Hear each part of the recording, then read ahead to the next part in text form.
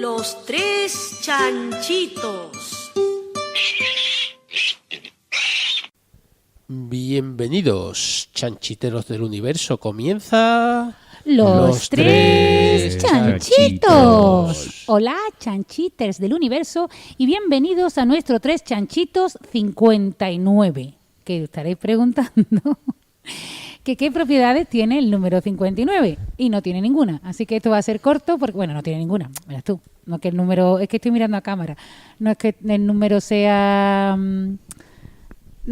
todos los números tienen alguna propiedad, porque no hay ningún número que no sea especial, si no sería especial por no ser especial, pero el 59 tiene poca... Ojo. Ya no invente pavo. Venga, va. Bueno, el 59 es el 17º número primo, está entre el 53 y el 61, y como 59 y 61 son pares consecutivos, diremos que el 59 y el 61 son primos gemelos. Cuando dices son pares consecutivos, Impares. ¿He dicho pares consecutivos? Pues impares consecutivos. Y además es el número atómico del praseodimio, que no sé si alguna vez he sabido que existía un elemento que se llama el praseodimio, pero existir existe. Así que nada, empezamos directamente con este que es el último programa de la temporada, ¿no? Sí, pero antes podríamos comentar que precisamente la conjetura del tema de los primos gemelos es una de las grandes conjeturas de teoría de números abierta. Abierta, sí. El último que metió en mano fue Tao con un montón de gente, ¿no fue ese? Sí, bueno, hubo ciertos avances. Con un chino, ¿no? Efectivamente, que publicó, que no sé, que existía una cierta... La idea es, la conjetura de primos gemelos, dos primos son gemelos si distan entre sí menos de 2. Bueno, menos de 2, sí, claro. Porque si su diferencia... Entonces, el chino lo que probó... Perdona que te interrumpa, porque no pueden estar a distancia 1, porque si un número es primo, salvo que sea el 2, tiene que ser impar, luego el siguiente es par, nunca es primo. Efectivamente. Entonces, ¿qué pasa? Que la conjetura es si existen infinitos primos gemelos. Y eso no se ha conseguido demostrar. ¿No? Sin embargo, hubo un chino que probó que no existen infinitos primos gemelos, pero sí existen infinitos primos que no distan mucho entre sí. Sí. Bueno, él no probó que no existía un primo. Él no probó... No llegó a probar. No llegó a probar. Eso es que, tal como tú lo has dicho, vale. Parece que probó que no existía. No llegó a probar que existen infinitos primos gemelos, pero sí que existen infinitos pares de números que no distan demasiado entre sí. Demasiado en el contexto creo que era 4 millones y pico. Una burrada, o algo así. Pero algo es algo. Sí, es lo primero que había en ese sentido de la números. Primera vez que se prueba que existen infinitos pares de primos que distan una cantidad fija y finita entre ellos. Y entonces después, con las técnicas que utilizó este hombre, pues un equipo en Internet liderado por Terence Tao consiguió bajarlo, pues no recuerdo, estoy hablando podría mirarlo, ¿no? Pero al orden de un par de centenares. Sí, no tampoco me acuerdo. De hecho, hice hasta un vídeo sobre ese tema, pero no me acuerdo ahora mismo de los datos. Sí, la cifra da igual, pero digamos del orden de 200 o 300 o algo así. Que lo hicieron así en modo colaborativo. Bueno, pues eso es todo. Como decía, antes de que habláramos de la conjetura de los primos gemelos, este es el programa 59 y es, de momento, el último de la temporada hasta que volvamos en septiembre, salvo que ocurra algo científico que hace aquí a mi lado, Enrique. Salvo que ocurra algo científico reseñable, que entonces, como no podréis vivir sin saber nuestra opinión sobre el tema, pues nosotros enganchamos los micros y os lo contamos. Empezamos, ¿no? Sí. ¿Tenemos chanchitos de honor? No, que yo sepa. Seguimos sin chanchitos de honor. Sí, porque hubo alguien que nos dijo que nos lo iba a enviar, pero que yo sepa no lo he recibido, ¿no? Tendré que repasar el... Ay, bueno, no pasa nada. Mejor, yo me alegro en el fondo, porque así yo os digo los tres cochinitos. Venga, pues... Ahora diga muy fuerte que aquí reverbera. Vale. Sí, y además que la gente sufre, porque hay gente que lo escucha con auriculares y cuando gritas eso salta a ver, y puede si hacer hago daño. algo que os guste. Muchas cosas. Venga, dale. ¿Quién empieza? Pues empiezas tú, por yo ejemplo, mismo, ¿no? Venga, ¿Te parece bien? Yo misma, conmigo misma. Bueno, ¿qué nos traes, Clara? ¡Cochinitos! ¿Lo he hecho bien? Sí. No he gritado mucho. Bueno, pues yo solo traigo hoy una recomendación de una serie que he visto el pasado fin de semana, que supongo que ya casi todos nuestros oyentes la habrán visto, porque he oído hablar mucho de ella, sobre todo en Twitter y en Facebook, pero que yo no la había visto porque no tenía tiempo durante el curso y ya sí. Y la serie se llama Genius, para los que lo leamos en castellano, y es una serie de National Geographic que está dedicada en su primera temporada, que son 10 capítulos, si no me equivoco. Corrígeme tú, Enrique, son 10, ¿no? Te corrijo, sí, son 10. Corrígeme si me equivoco. Ah, pues entonces no te equivoques y no puedo corregirte. Vale, Venga. Son 10 capítulos y la primera temporada, como decía, está dedicada a la vida y obra de Albert Einstein. Ujú. ¿Quién era ese señor? La Este Roca. señor era la Roca Einstein, es verdad, eso lo dicen en la serie. Albert Einstein, pues posiblemente sea el físico más famoso de todos los tiempos, ¿no? Tú que eres físico. Con el permiso de Newton? Del Newton. ¿Tú crees que Newton...? Yo creo que la gente de la calle conoce más a Einstein que a Newton. Fíjate lo que te digo. Podemos hacer una... Si nos compra Alberto un equipo móvil, nos vamos por la calle y le preguntamos a la gente que diga al físico que conoce. Vale. Bueno, de hecho, la gente no sé si sabe que Einstein es físico. No, pero... Sabe que es científico. Pero perdona, hay dos cuestiones aquí. Alguna Una gente. es qué nombre se dice espontáneamente ¿Sí? y la otra cuestión es qué nombre identifica. O sea, por ejemplo, si le dices a alguien Newton, te lo identifica, sabe quién es más o menos de algo, y si le dice Einstein, si sabe quién es y lo identifica. Yo creo que los dos deben andar muy parejos. Bueno, pues yo me he llevado muchas sorpresas cuando sales al mundo real, con lo que la gente asocia con los nombres de los científicos. Desde luego, si sales por la calle y preguntas el nombre de un científico, van a decir un hombre. Y van a decir Albert Einstein, posiblemente casi todo el mundo. Luego te llama la atención que alguna gente diga, ese químico es tan famoso, Albert Einstein. Con lo cual, yo estoy casi segura de que casi todo el mundo sabe quién es que Einstein. Dilo tú, que ya está en Alemania trabajando. Einstein. Einstein. Qué mala, ¿eh? Pues lo has dicho igual que yo. No, tú has dicho Einstein. ¿Y cómo se dice en alemán? Einstein. Einstein. Que todo el mundo sabe que Einstein es un científico muy famoso. Espérate un momento. Llevamos media hora diciendo Einstein, Einstein, y dices tú, ¿cómo se dice en alemán? Dice Einstein. Y llevas todo el rato diciendo Einstein. Dice, bueno, y yo te he dicho Einstein, y tú has dicho Einstein. Bueno, pues Einstein era un científico... Bueno, da igual. Bueno, la serie... El pelos, como a mí me El gusta pelos. llamarlo. Bueno, pues la verdad que la serie... No, el pelos no, que después se ofenden. Don Albert Einstein. Don Alberto Einstein. Herr Einstein. Pues eso, que yo empecé a ver un poco la serie así, tengo que decir, con un cierto recelo, porque cada vez que hay o películas matemáticas o series científicas, pues la gente fantasea mucho y se aleja mucho del rigor científico.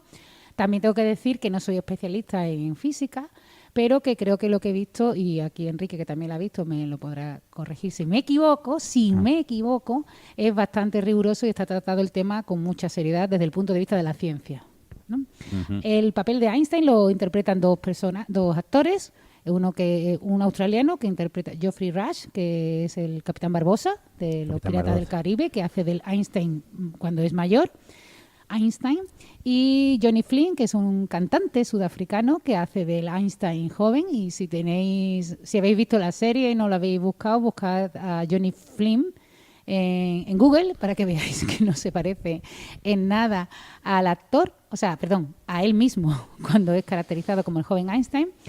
Y francamente, en mi opinión, los dos lo hacen muy bien. Tanto el Einstein joven la verdad es que lo hace muy bien. Yo no he conocido a Einstein, pero parece muy creíble el personaje. En cualquier caso, yo creo que la serie un poco, tampoco sabemos toda la verdad sobre Einstein, pero intenta en algún sentido, no sé si limpiar la imagen de Einstein, porque no hay que limpiar nada, sino No creo.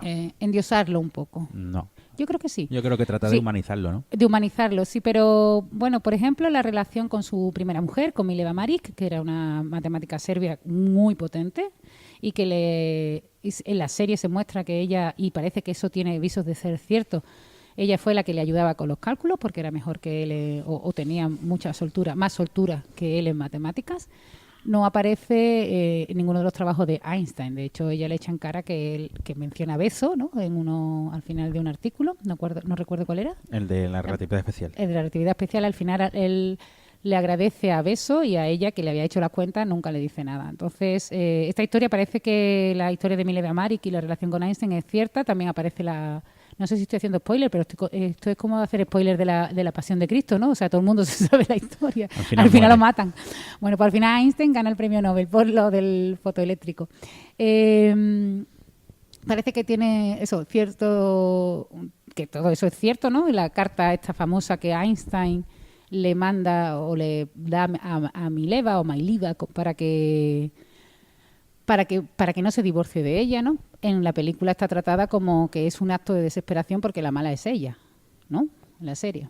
Yo no creo que esté tratado desde bueno y malo en la perspectiva. De hecho, le dan bueno, caña. le dan caña a Einstein. Alguna hostia se lleva sin mano a Einstein porque a la vez que él está firmando los artículos firmando sus trabajos Con Mileva. sin Mileva, a pesar de que ella era la que se ocupaba de la casa, de los niños, de la comida y luego por la noche le corregía los artículos, a la vez en paralelo se ve la historia de los Curie, donde Pierre Curie renuncia al premio Nobel si no aparece su mujer también como una de las premiadas. Entonces esa es una buena hostia dada sin manos. Pero no deja claro, no sé, yo siempre he leído, claro, así a biógrafos, a gente que ha conocido o ha hablado de Einstein, que era muy misógino. En la película no parece misógino, parece despistado en la serie. ¿No te da esa sensación de que lo tratan como que es despistado y tal, pero que no hay ninguna maldad, así por así decirlo? Y bueno, y lo que sí tiene la serie es un fallo muy gordo, que es que sí, que cuando están con la relatividad general, sí que aparece Hilbert, que él tuvo bastante que ver con el desarrollo de la teoría matemática asociada a la teoría de la relatividad general de Einstein, pero no aparece doña Emmy Noether. ¿Cómo se dice? Noether. No aparece Emmy Noether y... ¿Nuta? Es que si digo Nuta, la gente no sabe quién es. Emmy Noether. Emmy Noether, que fue la que le resolvió la papeleta finalmente a esta gente. A los físicos, pues tampoco llama mucho la atención que en la serie salga el último físico que se tiró un pedo en aquella época, con perdón, y no se hayan acordado de que había allí una señora matemática.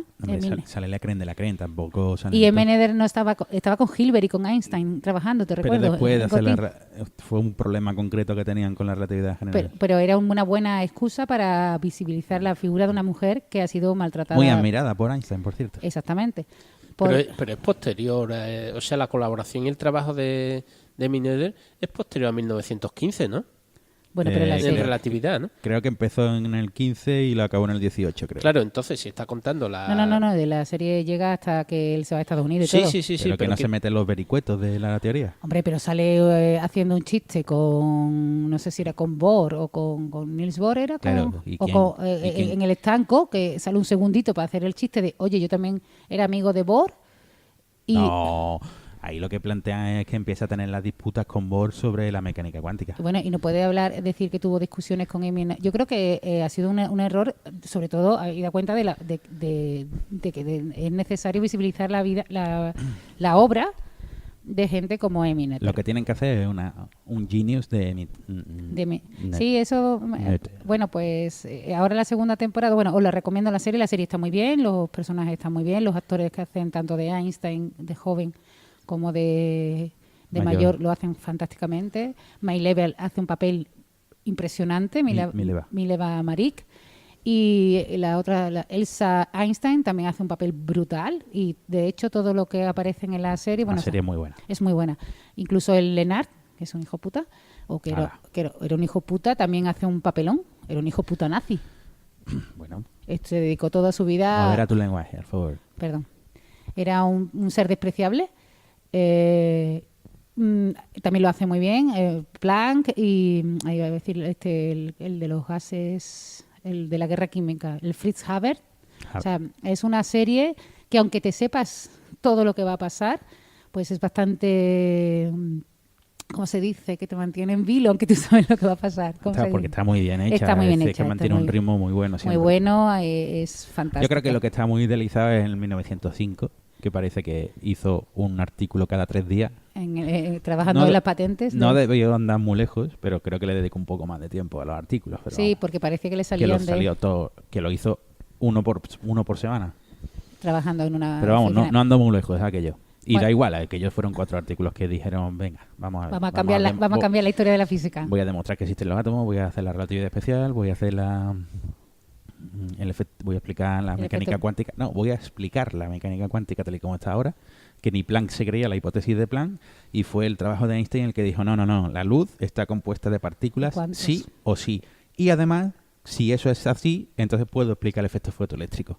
Que, por cierto, en ese artículo, que es un razonamiento heurístico sobre el comportamiento de la luz o algo así se llama el artículo, que es un título de mierda, que es un artículo un poco escueto y ambiguo, el título, que uno no sabe lo que va a leerse allí, y lo que se lee es una cosa increíble porque demuestra que la luz, si sigue la ley de Planck, entonces tiene que ser partícula, la luz, sí, y que entonces se explica el efecto fotoeléctrico, y eso lo hace al final del artículo casi en 2 parrafitos. 2 parrafitos. Y luego le dan el premio Nobel por eso. Sí, porque que por cierto, cuando ya había desarrollado la teoría de la relatividad general. Sí, el Nobel Está todo desarrollado en 1920 y tanto, ¿no? No me acuerdo cuándo se lo dan. 21 creo que fue. Sí. Además es muy buena la escena en que está el comité de Nobel, está allí Lenard, y le dice otro que no recuerdo qué científico era, y dice, bueno, Lenard, ¿qué excusa tienes este año para no darle el Nobel? Que si no se lo damos vamos a parecer a estúpidos. Einstein, dice, porque si no le damos ya el premio Nobel a Einstein vamos a parecer estúpidos. Bueno, y además dentro de lo gracioso de eso, que también es una escena muy guapa de la serie, es que cuando le dan el Nobel, que él está viajando creo que a Japón o algo así, resulta que cuando le dan el Nobel y lee por qué le han dado el Nobel, empieza a reírse con su mujer, porque dice, me han dado el Nobel por un trabajo que está basado en un trabajo de Lenard. Sí. O sea que no me han dado el Nobel antes porque Lenard no ha querido. A Lenard le dieron el Nobel por descubrir el efecto fotoeléctrico a nivel experimental, y a por explicarlo teóricamente. Bueno, básicamente, si uno lee la concesión del Nobel es por su contribución a la física teórica, especialmente a la explicación del efecto fotoeléctrico. O sea que, ¿por qué no querían poner la relatividad general ni especial? Porque básicamente eso... No se la creían. No, eso era un problema. A los del Comité Nobel le daba igual, pero era un problema en esa época. ¿Qué? No, que era un problema, me refiero que era un problema político, porque aquello era ciencia judía. Entonces, claro. Y los judíos no estaban muy bien vistos y eso, y además en Alemania estaban casi todo el mundo diciendo que aquello no era un panfleto y estaba mal y no sé qué. Entonces no fueron los valientes para decir, se lo vamos a dar por esto. Que somos un poquito antisemitas, ¿no? No, los alemanes que, joder, tenían su propio peso, eran los campeones de la física mundial, sin lugar a dudas, Hombre, bueno, de hecho, en la serie aparece cuando le dan el Nobel a Fritz Haber, se lo dan a la vez a Planck, ¿no? A Planck, o sea, a 2 de la Academia de Alemania. Planck. Prusiana, perdón. Bueno, pues nada, yo lo dejo por aquí. Os recomiendo la serie, de verdad, de National Geographic, Genius. Esta temporada está dedicada a Einstein. De hecho, el último capítulo creo que tuvo 45 millones de espectadores, que es todo un récord según National Geographic para ellos. En el mundial, ¿no? ¿Qué? A nivel mundial, claro. Supongo, ¿no? Sino que en España se paró, todo el mundo se puso a ver. Nacho, según la cadena, el último capítulo tuvo 45 millones de espectadores y ya están preparando la segunda temporada, que está dedicada a un español, a un malagueño de pro. Es un francés que nació en Málaga. No, es un malagueño. Y no es Dani Rovira, es... Bueno, le ofrecieron muchas veces la nacionalidad francesa y siempre renunció a ella. Siempre renunció a ella, Pues yo supongo que ya todo el mundo ha adivinado a quién nos referimos, a don Pablo Picasso, que ese será el protagonista de la segunda temporada de Genius. Otro pieza. Y, por cierto, que si no habéis visto, supongo que todavía está, ¿no?, la exposición de Picasso no lo sé si está, en el Museo Reina Sofía, pues os la recomiendo muchísimo. Yo ya había visto el Guernica, pero lo volví a ver y me volví a hinchar de llorar. Y nada, que si nos escucha alguien de National Geographic, a ver si le dedica una serie de Genius a una señora. Por ejemplo, a Emmy Noether. Emmy Noether, para que los de National Geographic la busquen en Google. O Marie Curie. O Marie Curie. No, que pero Marie Curie pero también se lo merece, O sea, la vida de Marie Curie es Rosalind fascinante. Franklin. La película ya Rosalind Franklin. Esa tiene un historión. Bárbara McClintock, puedes elegir a muchas. Rosalind Franklin tiene un historión. Sophie Germain. Y Sophie Germain. Ese es un biopic que puede ser fabuloso, el biopic de Sophie Germain. Bueno, lo dejo por aquí y ahora no me acuerdo quién era. Venías tú, ¿verdad? Yo venía. Lo bien que nos preparamos los guiones. Así que le doy paso a nuestro chanchito cuántico. ¿Qué nos traes, Enrique? ¡Cochinitos! Bueno, yo vengo a hablar de un drama, de una tragedia. ¿Griega? No. ¿Cómo se llama? De Bruselas. No, de Bruselas. Sí. De las coles. De las coles. Es que a mí me dices tragedia de Bruselas y inmediatamente pienso en las coles. Bueno, yo nunca en mi vida he comido coles de Bruselas. ¿No? Creo que no. ¿No? No soy consciente, lo sería, ¿Has ¿no? tenido ese maravilloso placer? No, Bueno, no, vamos a ver, no están tan malos, ¿no? No. Pero lo que nunca he entendido es como alguien dice, yo me voy a dedicar mi vida a cultivar coles de Bruselas. Porque la probarían y esa siempre me pregunta. Yo lo que no he entendido nunca es por qué mi madre me ponía coles de Bruselas. A mí nunca Porque ya de mayor, de estas que nos sinceramos, yo le preguntaba, ¿a ti te pegó una temporada por ponerme coles de Bruselas, por poner cantidad de industriales de coles de Bruselas? No sé por qué. todo el rato. Muchas. No vean la que se formaba en mi casa porque eso tiene una fermentación peligrosa, ¿sabes lo que te digo? Bueno, como Uy, la- perdón, que se ofenden. Como la coliflor y todo este tipo de... No, yo estaba hablando de que te las comes y fermentan. No, o sea, el que proceso. te da gases. Sí. Vale. Y son fétidos. Vale, Fétidos no ofende a nadie, ¿no? pestoso. Bueno, el caso es que hablando con mi madre, ya sincerándonos, diciéndonos las verdades a la cara, ya sin miramientos, desnudándonos, ¿no? Me dijo que a ella no le gustaban las coles de Bruselas. Y digo, pero ¿se puede saber a santo de qué? No solo, ¿no había más verdura? Un saludo para Maru, Sí, que nos un está saludo, escuchando. Maru. Bueno, igual es que leyó, porque mi madre era muy, no sé, No, ya, eso es ya que no me estaban hace baratas. comer. No, mi madre es que siempre escuchaba algo en la tele que era bueno. Sí, yo creo que esa es la explicación. Pues Los sí. brócolis son buenos, todo el rato comiendo brócoli. Bueno, cuando Los yo- yogur, el comer yogur es bueno y no nos dejaba comer fruta, solo comíamos yogur. Cuando llegaron los brócolis a mi casa, que eso era una pijada, eso llegó un brócoli, ¿eso qué? Eso es una planta súper exótica, ¿no? Sí, Bueno, le hice la ola porque lo probé y digo, esto está bueno. muy bueno, el brócoli está A muy mí bueno. me gusta, crudo. Crudo sobre todo, ¿eh? Crudo en cuando, ensalada. cuando empieza a cocinarse ya empieza... No, me gusta todo. Que lo rebozas con harina Ay, y sí, sí, huevo, sí, sí, sí, hace los arbolitos, como mi hijo le llaman arbolitos, que son rebozados con harina Sí. y huevo y fritos. Carrañaca, ¿no? O Rañacas son con coliflores, ¿no? Sí.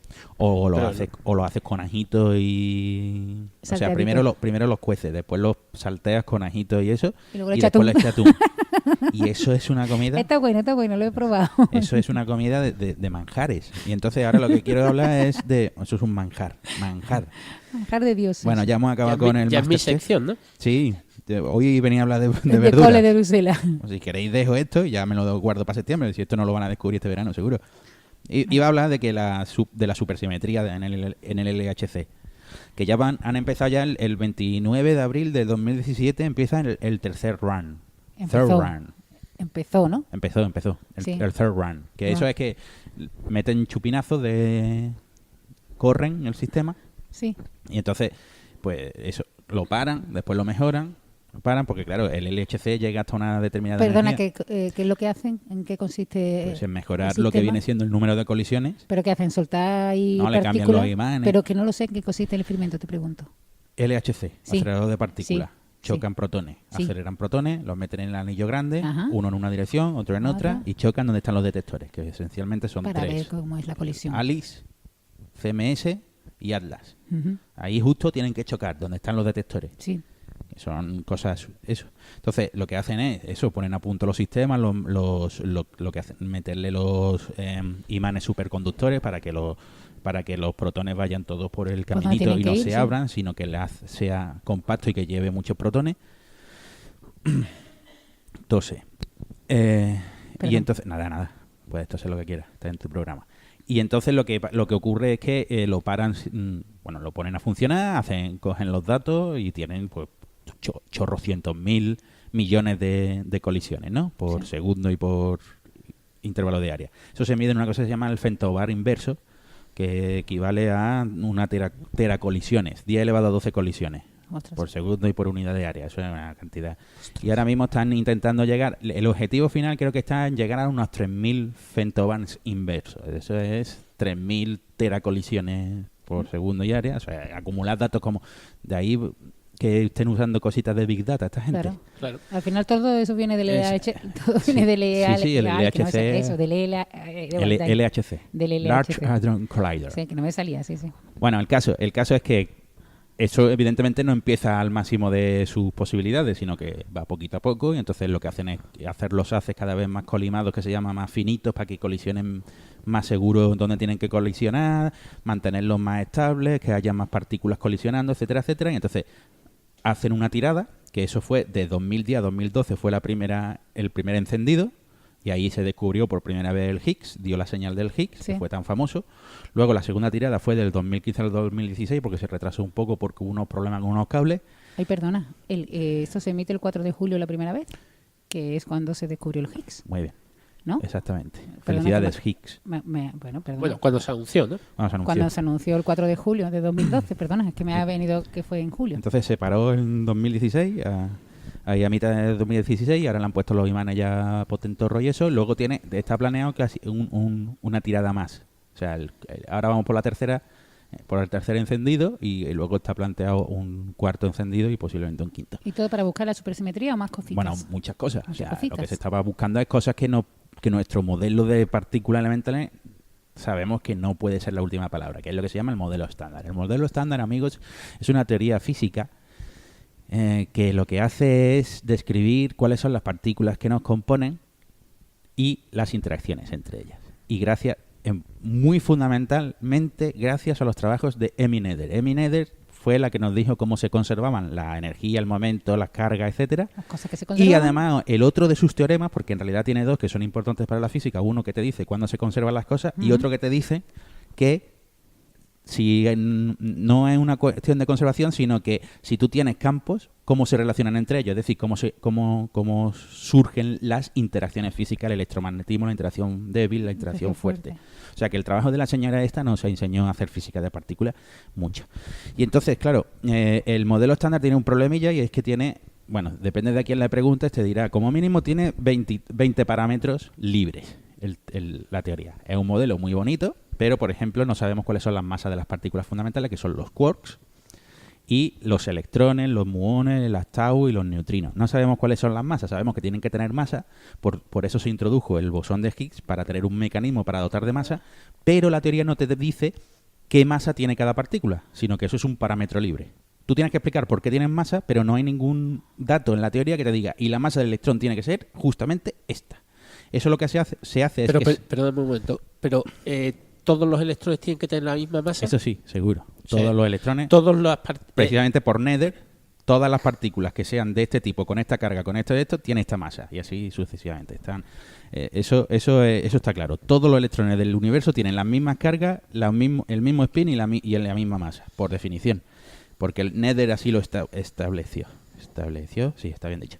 Y entonces, el problema está en que tenemos muchos parámetros libres. Por ejemplo, no sabemos cuáles son las intensidades de las interacciones, es decir, cuán de fuerte o cuán de flojo interactúan dos campos, un electrón con un neutrino, no sé qué. Pues eso también hay que meterlo a mano, la intensidad de la interacción. También hay que meter a mano, que se llaman los acoplos. Y también hay que meter a mano lo que he dicho son las masas. Eso hay que medirlas en el laboratorio, es decir, el electrón tiene esta masa, entonces ese dato se introduce en la teoría y la teoría funciona muy bien. Bueno, funciona también como que hay cosas que se predicen con veintitantos decimales, luego va, como por ejemplo el momento magnético anómalo del electrón, y luego va al laboratorio y lo clava. No sabemos, por ejemplo, por qué solo hay 3 familias de partículas, porque hay 3 familias de quarks, que es el up y el down, el extraño y el encantado, y el abajo y el arriba, el bottom y el top. El top es el gran quark, que pesa casi tanto como un átomo de oro, él solo. El tío. Ay, un quark. Hola, soy el quark top. Gordo. Oh, gordo, tu madre. Qué tonto eres. Bueno, eso. Tu abuela. Y entonces, y luego tenemos un problemilla muy, muy gordo, y es que hemos descubierto el Higgs. ¿Y cuál es el Que problema el Higgs es muy importante porque nos explica por qué las partículas, como los quarks y los electrones y todas estas partículas, tienen masa. El Higgs nos explica por qué las cosas que tienen masa tienen masa. Sí. ¿Pero qué problema hay con encontrar el Higgs? Pues claro, hemos encontrado el Higgs y hemos medido su masa, y su masa es pequeñita, es 125 gigaelectronvoltios, y eso, para entendernos, pesa tanto como un átomo de yodo, el Higgs. Un átomo de yodo pesa más o menos pesa lo mismo que el Higgs. ¿El átomo de yodo pesa mucho? No. Bueno, pesa lo que pesa el yodo, pesa bastante, vale, pesa bastante más que el hidrógeno, por ejemplo. Vale. Pero el problema es que esa masa es muy baja para lo que se espera experimentar teóricamente desde el modelo estándar. Tú en el modelo estándar lo que esperas es que el Higgs pese muchísimo. Eso es porque en la física de partículas hay dos escalas. Una es la escala electrodébil, que es la escala donde los fenómenos electromagnéticos y los fenómenos de interacción débil, que son los de por ejemplo, la radiación beta y cosas así, algunos procesos nucleares de desintegración se basan en esa integración. La interacción débil es muy interesante porque lo que hace es cambiar a las partículas. Tú tienes un quark down. Yo tengo un quark. Tengo mucho down. No, tengo un quark down. Tengo mucho tiempo. Entonces la interacción débil lo cambia a un quark up. O tiene un muón y te lo puede transformar en un electrón y con sus neutrinos correspondientes, etcétera. Es una interacción que no se basa en atracciones o repulsiones, que es lo que uno piensa en las interacciones, sino que lo que hace es cambiar a las partículas. ¿Vale? Esa es la débil. Esa es la débil. La débil, que es fabulosa, que es débil, pero por ejemplo pone en marcha los mecanismos del Sol y tal, que es fundamental para que las estrellas estén ahí. O sea, que es débil, pero interesante que estén en el universo. Y entonces, uno tiene una escala donde la interacción electromagnética y la débil se une, es decir, son una única interacción, que es la electrodébil. Eso quiere decir que esas interacciones se confunden entre sí. Y esa escala está justamente alrededor de la masa del Higgs. De la masa que tiene el Higgs. De la masa que le han medido al Higgs. Que está medida en el Higgs, que es alrededor de 100 gigaelectronvoltios, que se llama, que es la unidad en la que se mide eso. Y el Higgs pesa 125 gigaelectronvoltios, GeV. Y entonces, ahora resulta que cuando tú haces las cuentas, la masa del Higgs no debería de ser tan baja, sino que se debería de ir a la masa de Planck, que es 10 elevado a muchísimos ceros más grande que esa. Lo tenía por aquí. La masa de Planck es 10 a la 19 gigaelectronvoltios. Y la masa del Higgs es 100 gigaelectronvoltios. Es decir, hay 17 ceros de más. Debería tener de más. Deberían de tener de más el Higgs que lo que tiene. Que lo que medimos. Y eso es un problema. Que lo que medimos. Que lo que tiene. O sea, lo medimos sí. y entonces y eso es un problema. Bien. Es un problemilla porque ahora tenemos que ajustar a mano las teorías para que la masa sea bajita. Pero eso está feo. Tú no puedes tocar ahí a bueno, pero los físicos lo hacen mucho, ¿eh? No, al revés. Eso se llaman problemas de ajuste fino. Y los problemas de ajuste fino, o sea, 17 órdenes de magnitud le llamáis ajuste fino. Claro, porque tiene que hacer un ajuste. No, ajuste fino se refiere a que uno tiene que ajustar finamente la masa inferior. O sea, que respecto a 10 a la 19, quedarte con 100, eso es fino. ¿Sabes? Te digo. Sí, pero mucho. Muy fino. Muy fino. Bueno, pero eso es feo, ¿no? Eso no les gusta. Y entonces, claro, ¿pero por qué pasa eso? Bueno, pues el Higgs es una partícula cuántica y las partículas cuánticas pues están burbujeando en el vacío. Emiten y absorben cosas, ¿no? Esas son las fluctuaciones de las cosas. Del vacío. Resulta que la masa del Higgs depende de cuánto emita y cuánto absorba desde el vacío, ¿no? Porque tú imagínate que el Higgs se está moviendo, va por ahí moviéndose y empieza a emitir y a absorber cosas. Cuanto más emitas y más absorbas, tú te mueves más lento. Por tanto, quiere decir que tienes más masa, porque la masa es una medida de la inercia, ¿sí? Entonces, resulta que si tú haces las cuentas, te sale que el Higgs debería de ser atrozmente pesado porque empezaría a emitir y a absorber todo tipo de partículas, entre ellos muchísimos quarks top virtuales, que se llaman. Los emitiría, los absorbería, los emitiría, los absorbería. Pero claro, yo hola, soy el quark top. Me ha emitido y ahora me absorbe. Lo siento, Higgs. Y entonces el Higgs debería de empezar a engordar hasta ser de la escala de la masa de Planck. Y ese es un problemón porque no lo es. Y entonces aquí viene lo que viene siendo una de las razones fundamentales para introducir la supersimetría. ¿Qué es la supersimetría? Bueno, pues la supersimetría es una relación que existe entre distintos tipos de partículas, que son los fermiones, que son aquellos que tienen spin un fraccionario, o sea, semientero, un medio fundamentalmente. Racional. Semientero se dice en física, pero gracias por tu puntualización. ¿Pero tiene que estar, porque está siempre dividido por dos? Sí, es un medio, 3 medios, 5 medios. Sí, entonces semientero. Semientero, sí, perdón, que eso no lo sabía, que siempre era un 2 en el denominador. Y esas partículas cumplen lo que se llama el principio de exclusión de Pauli, y es que dos de ellas no pueden estar en el mismo estado cuántico. Es decir, no pueden tener la misma energía, las mismas cargas, todo eso no puede tenerlo igual.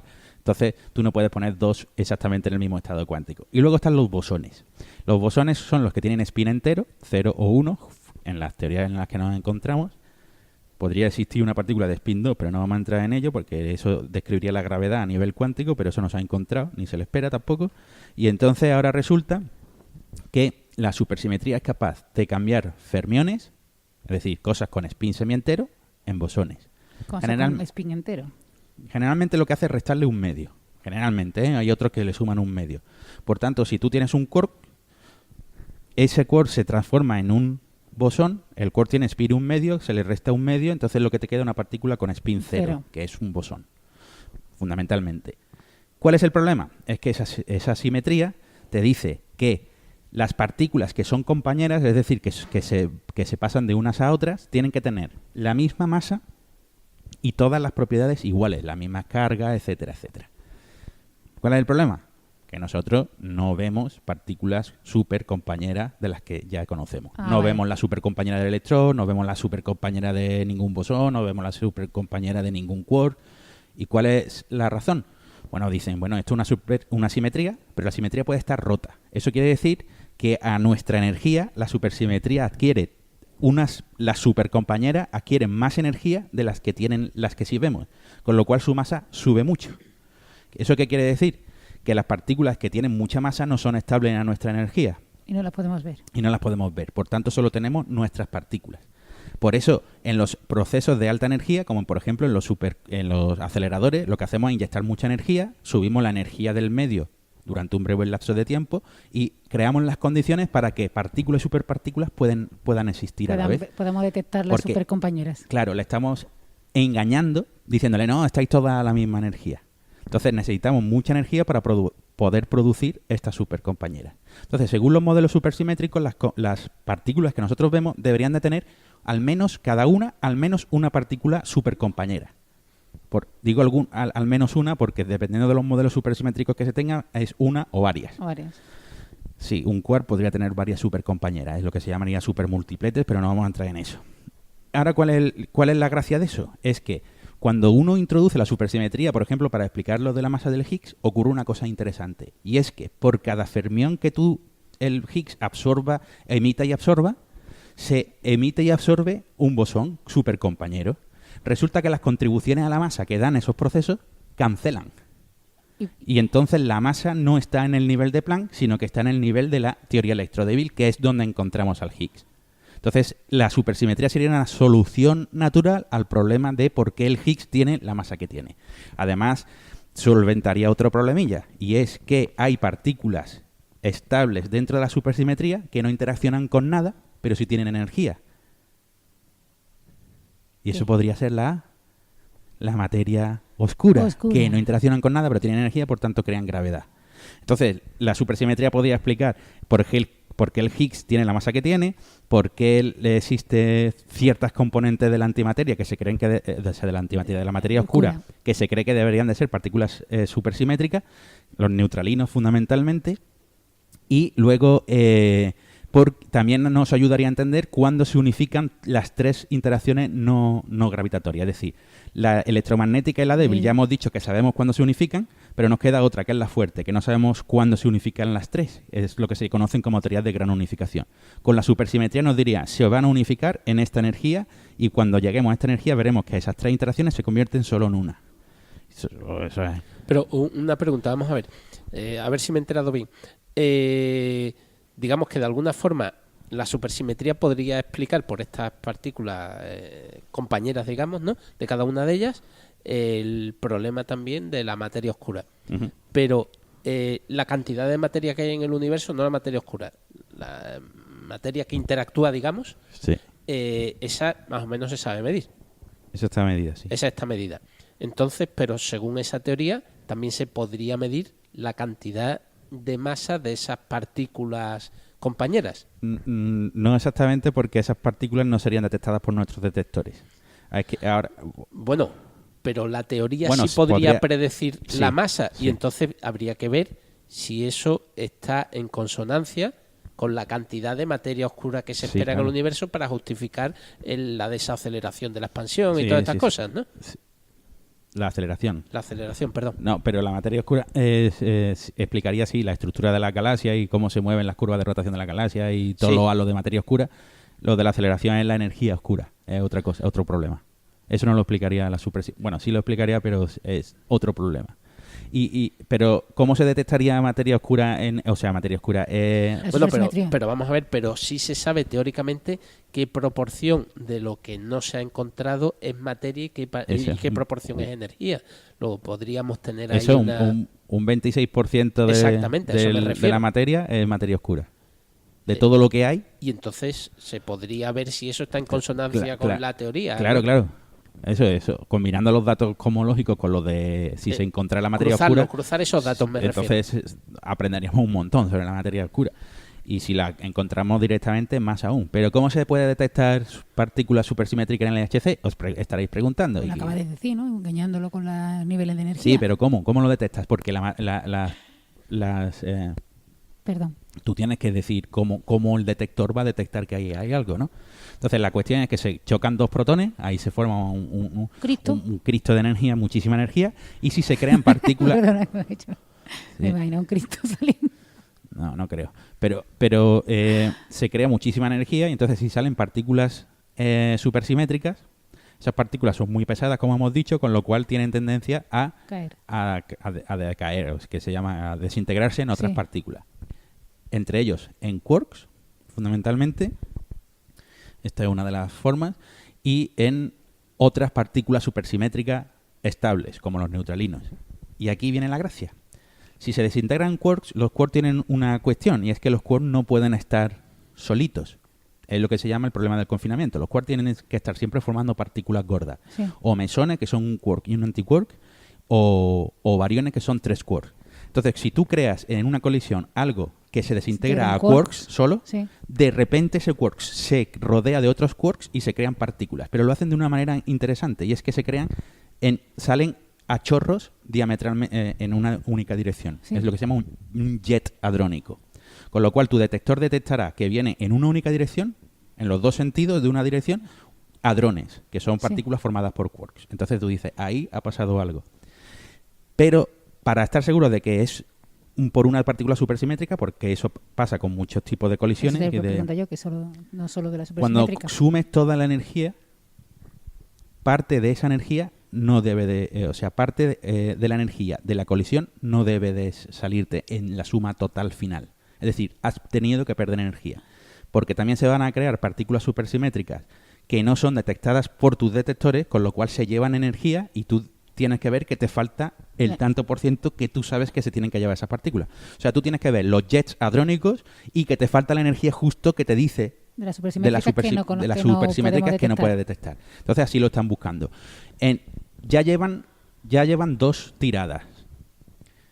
¿Y qué ha pasado? Que no se ha encontrado nada. ¿Y eso qué significa? Pues eso significa ¿Que hay que mejorar el modelo? Que tú estás diciendo, tú no sabes a qué energía te va a salir la supersimetría. Entonces, al principio dijeron, pues te va a salir a una energía de 2 teraelectronvoltios.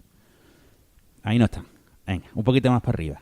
Ahí no están. Venga, un poquito más para arriba. Cada vez que se hacen tiradas, tú llegas hasta un máximo de energía del LHC. Por tanto, toda la energía que están por debajo están excluidas ya de los modelos supersimétricos. Entonces, los modelos que te dicen que las energías de las partículas supersimétricas están por debajo de lo que ya ha medido el LHC, los tiramos a la basura. O no valen. Bueno, esa es la ciencia, ¿no? El problema es que no solo el LHC no solo del LHC vive el hombre, sino que hay otras cosas, otros experimentos que también van poniendo cotas. Resulta que estamos en una situación un poquito jodidilla. Un poquito complicadilla desde el punto de vista teórico.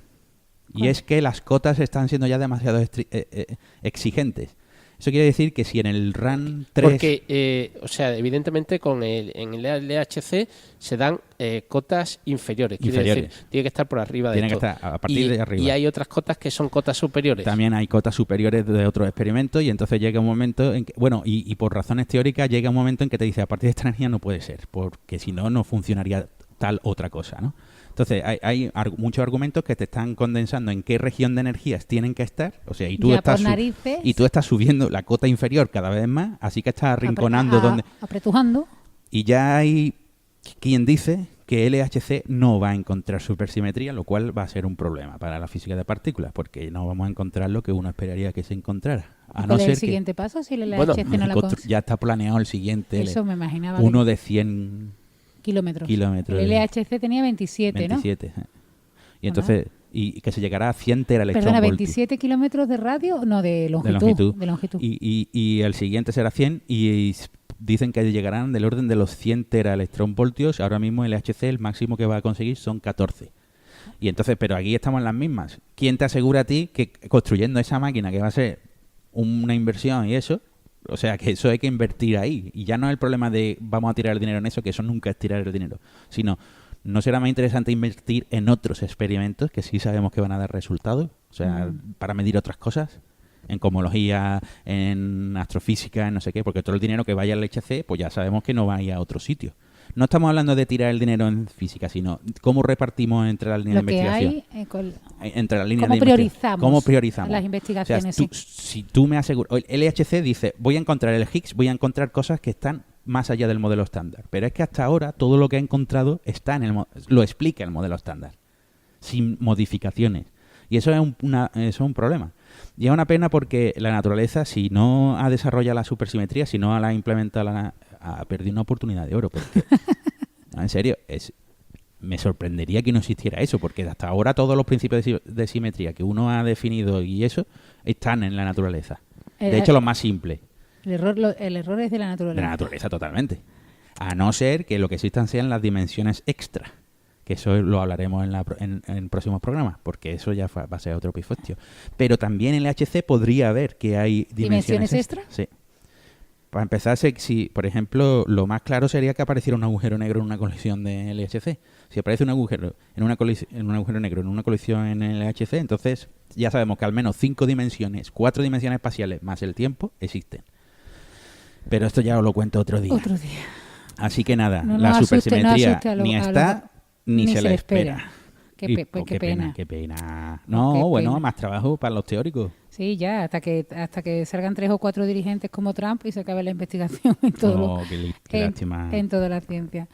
Pues nada, muy interesante. Le paso entonces el witness. ¿El witness qué? ¿El witness?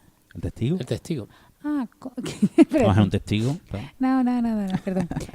Pero ese witness es testigo de un juicio, ¿no? El que se da en también. El de que se da en las Olimpiadas y eso también. Yo diría que sí. Pues te paso el witness, Alberto. ¿Qué nos traes, Alberto? ¡Cochinitos! Bueno, pues yo voy a hablar de un matemático, o de dos. De dos. O puede que de 3. O incluso de 4. De N matemáticos. Sí. N matemáticos entran en un bar. Bueno, pero voy a empezar hablando de uno de ellos. Lo voy a apuntar, a ver quién es. Uno de ellos era Paul Turán. Lo conozco. Hombre. Paul Turán era un matemático húngaro, como casi todos los matemáticos de Hungría. Sobre todo como casi todos los matemáticos de Hungría, eran todos muy húngaros ellos. Y entonces, pues nació, y como casi todos los matemáticos húngaros también era judío. Claro. Sí. Este es un dato que es fundamental, porque este señor tuvo... ¿En qué época? En 1910 nació. El pobrecito. Bueno, era casi coetáneo de otro Einstein, gran... ¿no? Bueno, no, hombre, Einstein ya en esa época había... verdad, sí, claro. Si en 1905 estaba ya en nota liando la parda. No, de Paul Erdős. De Paul Erdős, de quien era muy amigo. Entonces, de hecho, entre los dos había una revista que publicaba que proponía problemas de matemáticas, y básicamente esa revista casi lo tuvieron que cerrar por culpa de Erdős y Turán, porque resolvían ellos dos todos los problemas. O sea, era... vale, que entonces la revista no la editaban ellos. No. Había una revista húngara de matemáticas. Exactamente, sí. ¿Y daban dinero o regalos? No creo, o sea, la gloria. No, porque Erdős sí que ofrecía... Sí, por sus problemas. Sí. Pero bueno, el caso está que este hombre era de una familia judía, y al contrario de Erdős, pues cuando las cosas se pusieron feas, no se fue de Hungría. No se fue de Hungría. Y entonces las cosas se pusieron feas. Muy feas. Llega la Segunda Guerra Mundial y entonces, pues en 1940 los recluyen por primera vez en un campo de concentración. Un campo de trabajo. No era tampoco un sitio muy, muy duro. No era un sitio muy duro. Era casi un spa. De hecho, él decía que él fue tratado muy, muy bien. ¿Por qué? Porque resulta que el oficial alemán que estaba al cargo era un matemático que había trabajado con artículos de Turán. ¿Y quién era? ¿Sabemos cómo se llama el Joseph Winkler. de los Winkler de toda la vida. Entonces se llamaba así y en realidad fue un ingeniero que estuvo corrigiendo artículos y tal y demás, ¿no? Y entonces escuchó el nombre de Turán y dice, le preguntó a alguien, dice, ¿ese señor quién es? Dice, ese es Paul Turán. Y dice, pues tal. Entonces dio que lo conocía y le dio un trabajo relativamente bueno. O sea, en el 40 estaba como de supervisor de un campo de trabajo. Sí, de un campo de trabajo que hacía traviesas de vías de ferrocarril y cosas de ese estilo. O sea, que no. Pero, claro, aún así estaba en un campo de trabajo.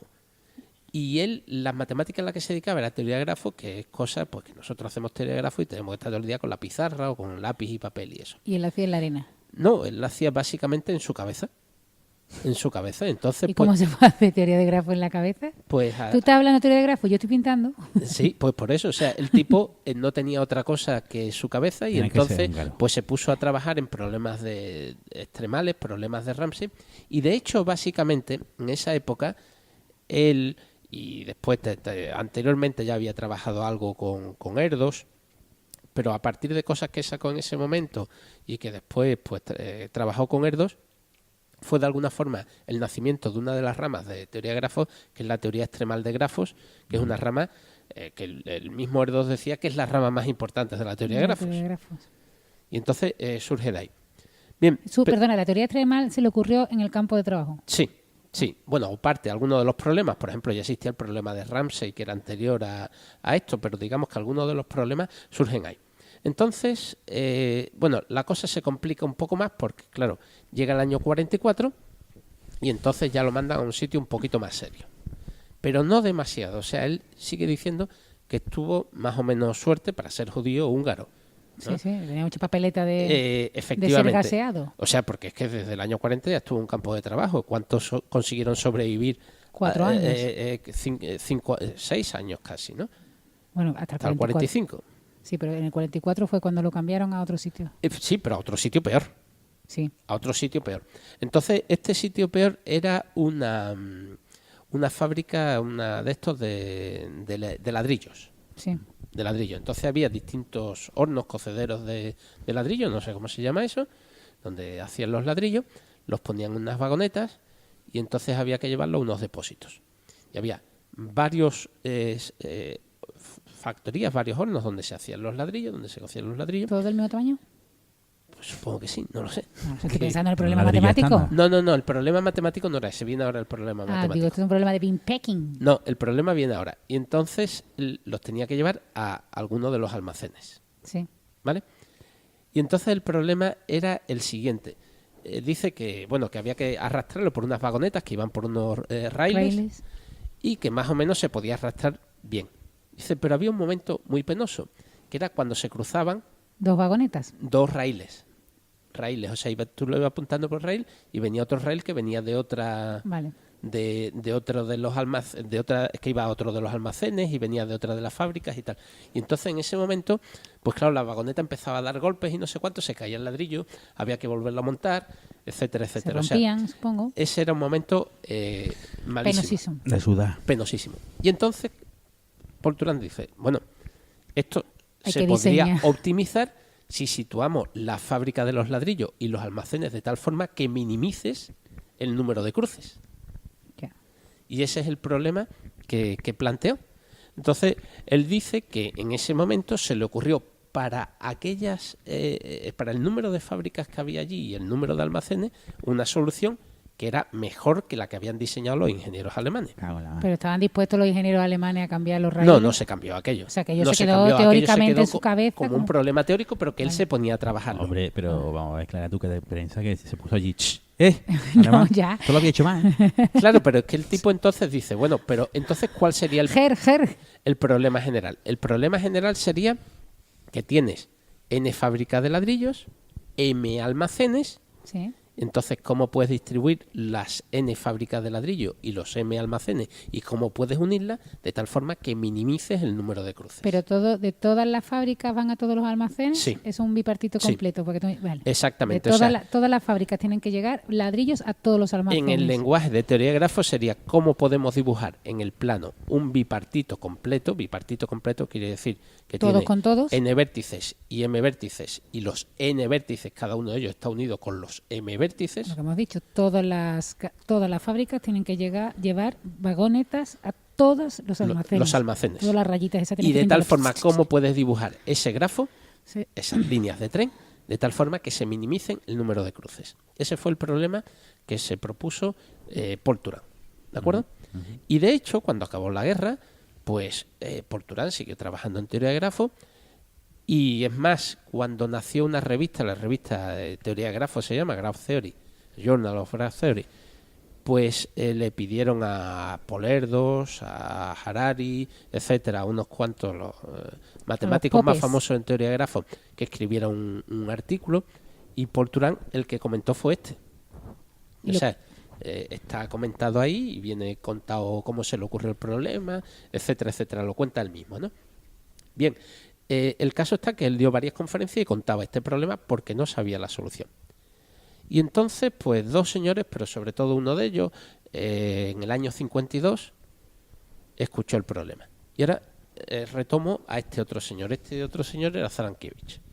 Y bueno, Zarankiewicz no era judío. ¿No era húngaro? No era húngaro, pero era polaco. Y los polacos también... Tenía una vidilla regulera. También tuvieron. Entonces, este había nacido un poco antes, había nacido en Czestochowa. Czestochowa está en el sur de Polonia y en aquella época lo tenían el Imperio Ruso. Porque es que Polonia tenía la dichosa costumbre de dividírsela entre los prusianos, austriacos, rusos, etcétera. Se lo dividían de vez en cuando, ¿no? Los polacos siempre lo tienen los pobres como el coño mosquita, como se dice en mi pueblo, con perdón. Modera el lenguaje, de verdad. Es que los pobres tienen una historia, perdón. Bueno, entonces este señor Zarankiewicz se fue a Varsovia, ¿no? Después de varios sitios y tal, y se integró un poco con el grupo de topología de Varsovia, en el que había gente pues que no estaba nada mal, como por ejemplo Kuratowski, etcétera, ¿no? Sierpinski, pero todo esto después ya de la guerra. Antes de la guerra. Sí. Sí. Sierpinski, Kuratowski, etcétera, ¿no? Y entonces, durante la guerra, este grupo, entre otros Zarankiewicz, siguió impartiendo clases. Y eso estaba absolutamente prohibido por las autoridades de ocupación alemana. Los profesores no podían impartir. Los profesores o sea, no existía la universidad. No existía la universidad y cualquier tipo de eso tenía que estar controlado. Entonces, es muy bonito lo que dice Kuratowski. Kuratowski también tuvo un teorema. El teorema más famoso de teoría de grafos procede de él. Pero ¿y el teorema más citado de la historia? Puede que no. No lo sé. Está ahí. Dice, casi todos los profesores de matemáticas dieron clases en estas universidades clandestinas. Bueno, me salto un poco de lo que dice y demás y eso. Dice, la importancia de la educación clandestina consistía, entre otras cosas, en conservar el espíritu de resistencia, y así como el optimismo y la confianza en el futuro. O sea, lo hacían como pensando que iba a existir un futuro y que por lo tanto tenían que estar, aún durante la guerra, aún durante una Polonia ocupada y las condiciones en las que estaban, seguir apostando por el futuro. O sea, bueno, y para no volverse loco, ¿no? Claro, entonces pues los alemanes se enteraron que Zarankiewicz era uno de los profesores, lo cogieron y lo metieron en un campo de concentración. También en un campo de concentración, un campo de sí. Y nada, o sea, básicamente estuvo relativamente poco tiempo, porque entró creo que al final, el año 44 también y demás, y después también en el campo de concentración, él también comentaba que también había estado, las matemáticas también lo habían salvado, en la misma medida que Turán dijo eso. Zarankiewicz. Y entonces después coincidieron, en el año 52, coincidieron en una conferencia que dio Turán allí, escuchó Zarankiewicz el problema y propuso una solución al problema de Turán. La solución consistía en la siguiente. Imaginemos una recta horizontal. Marcamos un punto, ¿de acuerdo?, de esa recta horizontal. Sí. Y ponemos la mitad de las factorías a la izquierda de ese punto sobre esa recta horizontal y la otra mitad a la derecha de ese punto la mitad o la mitad más 1, dependiendo de si es par o impar, digamos, pero la mitad a la izquierda de ese punto y la mitad a la derecha de ese punto. Esas son las factorías. ¿Y los almacenes dónde los ponemos? Pues dibujamos una recta vertical que pase por ese punto, una recta perpendicular. Hacemos una cruz, anterior, ¿no? hacemos una cruz. Y ponemos la mitad de los almacenes arriba y la mitad de los almacenes abajo. ¿Pero sobre la recta? Sobre la recta vertical. En la horizontal, las factorías, y en la vertical, los almacenes. Los almacenes. Y ahora simplemente unimos cada almacén con todas las factorías en línea recta. ¿Y ahí no hay cruces? Ahí sí hay muchos cruces. Claro, porque tiene muchos cruces. Vale. Hay del orden, si es M y N, pues N sobre 2 por N menos 1 sobre 2 por M sobre 2 por M menos 1 sobre 2. El producto de esos 4 números, ¿no? Pero bueno, entonces cogió y Zarankiewicz probó, dio esa configuración y probó que esa configuración era óptima, que ese era el mínimo número de cruces que se podía tener, que era la solución del problema de Turán. Vale, hay un pequeño problema, que es que 11 años después, Ringel probó que había un error en la demostración de Zarankiewicz. Qué cabrón. O sea, Zarankiewicz había dado una demostración en el 52, en el 63 Ringel dijo que estaba mal, con lo cual la demostración de Zarankiewicz dejaba de ser, se convertía solo en una... La demostración de que ese era el óptimo. Claro, era solo una cota. Era solo una cota porque estaba dando un ejemplo. Quiere decir que el número de cruces tiene que ser como mucho en la óptima, como mucho es ese, pero puede ser menor. Y así estamos. Y todavía nadie lo ha descubierto. Han pasado 50 años y no se sabe todavía si la construcción de Zarankiewicz es la óptima o no. Aunque todos los expertos, porque se sigue trabajando mucho en ese problema, porque es que después resulta que todos estos problemas de cruces tienen multitud de aplicaciones en diseños, por ejemplo, de placas de ordenadores y cosas de ese estilo. Todo lo que sea cablear, ¿no? Exactamente. O sea, todo esto tiene una importante repercusión práctica también.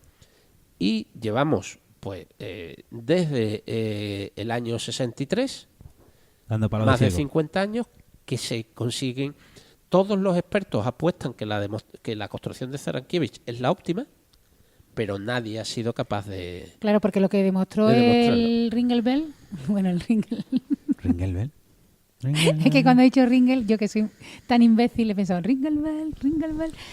Lo que Ringel encontró fue un fallo en la demostración de Zarankiewicz de que esa es la óptima, pero no que no fuera la óptima. Efectivamente. Eso lo voy a demostrar yo. Bueno, pues si te quieres unir al grupo de que están trabajando mucho en eso, pues... Que sois vosotros, ¿no? No. Bernardo Ábrego, Silvia, esta gente. Vale. Pedro Ramos también, aunque él sea... también está ahí... ¿Cómo se llama? El actual presidente de la Sociedad de Matemáticas Mexicana, hombre. Montejano. No. No, que es de San Luis Potosí. Bueno, ya me acordaré. Sí, que se me ha olvidado el nombre. Como se entere me mata. Vamos. Y a mí también. Bueno, pues no sé si sabes que... ¿Ya has terminado? Sí. Que Alfred Renyi, matemático húngaro y judío, y gran amigo de Paul Erdős. De hecho, hay una cita que se le atribuye siempre a Paul Erdős, que es la de que un matemático es una máquina que transforma café en teoremas, que todo el mundo dice que es de Paul Erdős. No es de Paul Erdős, es de Alfred Renyi, y él lo decía siempre, lo que pasa es que la gente se le atribuye a Paul Erdős. Pues este chico también estuvo en un campo, obviamente, de trabajo, ¿no? Por ser un poco judío y un poquito húngaro. Se escapó, volvió a entrar al campo y sacó a sus padres con 2 ex. Perdón. O sea, aparte de que todo el mundo coincide que era un tipo que era absolutamente cariñoso, buena gente, un gran matemático, los tenía muy, muy, muy bien colocados, porque tú te escapas, pero es que luego vuelves y sacas a tus padres. Estamos hablando de un campo de concentración nazi. Nada, no sabía. Se sabía esa anécdota que yo la descubrí hace poco de Alfred Renyi. Es que entrar a un campo debe ser casi más difícil que salir, ¿no?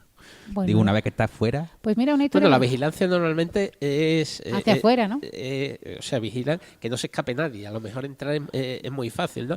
Bueno, es el problema de la fortaleza y de la prisión en matemática, una de las variantes del Argane. Gelasio Salazar. Gelasio, un beso Gelasio si escucha el podcast. Y ya termino, porque ya tenemos que terminar el programa, pero también me ha recordado una historia que yo conté una vez que es de Iván Moscovich, que no era... No sé si era húngaro, búscalo de dónde era, y que era también un matemático que estaba en un campo de concentración. Moscovich será ruso. Tiene toda la pinta de ser ruso.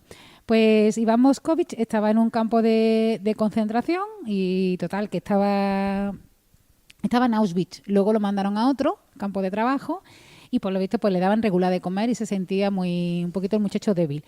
Y tuvo un problema en el dedo y tal, y algún alemán de estos que se permitían de vez en cuando la compasión, pues le permitió que ese día no fuera a trabajar, porque tenía el dedo, algo tenía en la mano o algo así, y lo dejó barriendo el campo de concentración. Bueno, barriendo el campo de trabajo y tal, o sea, no descansando, vamos a ver que soy alemán piadoso, pero no tanto, pero tú te dedicas a barrer el suelo.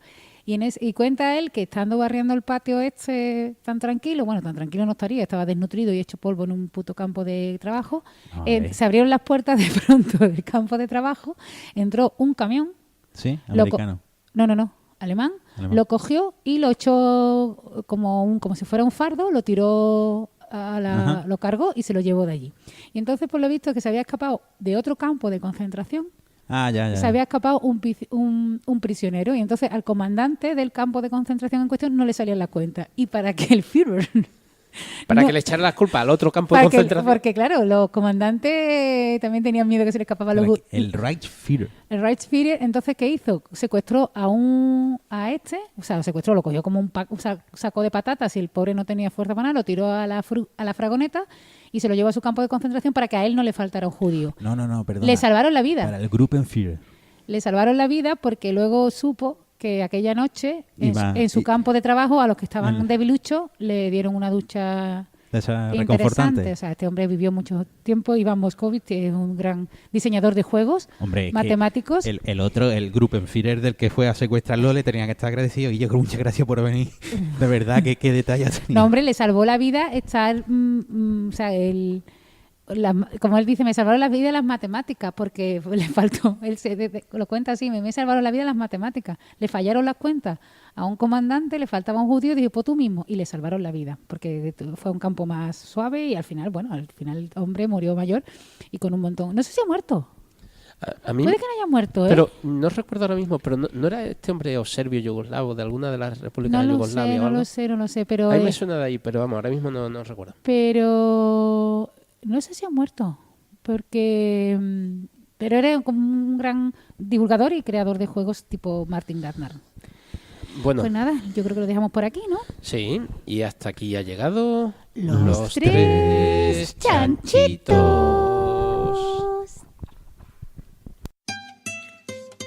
Los tres chanchitos.